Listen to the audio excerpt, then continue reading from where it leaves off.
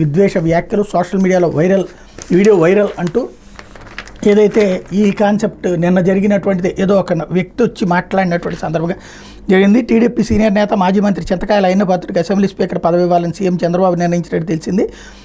పార్టీలో సీనియర్ నాయకుడు అవడంతో పాటు గతంలో పలుమార్లు మంత్రిగా పనిచేసినటువంటి అయ్యన్నకు మంత్రివర్గంలో ఖచ్చితంగా చోటు దక్కుతుందని భావించారు. ఆ తర్వాత ఇట్లా జరిగిందన్నటువంటి వార్తని ఇక్కడ ప్రధానంగా హైలైట్ చేశారు. ఇందులో ప్రధానమైనటువంటి అంశం అయితే ఇద్దరు మాట్లాడుకున్నటువంటి అంశాన్ని మళ్ళీ ఈ వార్త లోపల పేజీల్లోకి అని ఇచ్చుకొచ్చారు, కానీ అసలు వార్తని మాత్రం పక్కన పెట్టారు.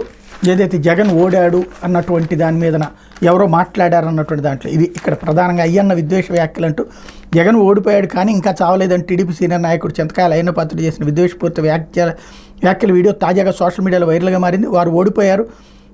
వాడు ఓడిపోయాడు కానీ చావల, అపారమైన ధనబలం ఉంది, కులబలం ఉంది, పక్కన తెలంగాణ ప్రభుత్వంలో వీడి మనుషులు ఉన్నారు అని ఓ వ్యక్తి అందులో అయ్యన్నతో వ్యాఖ్యాని తీరుపై అయ్యన్న ప్రతిస్పందిస్తూ చచ్చేదాకా కొట్టాలా, ఈయన చెప్పింది కరెక్టే, ఓడిపోయారు కానీ చావలేదు, చాలా మంచి డైలాగ్ ఇది అని పేర్కొన్నారు.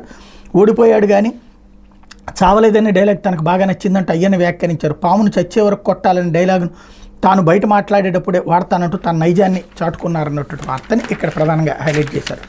లేకపోతే విలువలు విశ్వసనీయత